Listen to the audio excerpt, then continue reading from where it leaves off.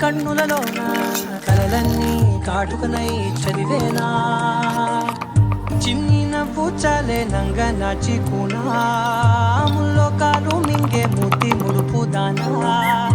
ఇంద్రధనసు దాచి రెండు కళ్ళల్లోనా నిద్ర చెరిపేస్తావే అర్ధరాత్రిరైనా కాశీ రాసోనిది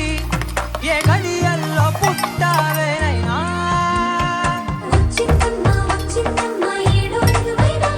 నా ఊహల్లో నా ఊరేగింది నువ్వమ్మా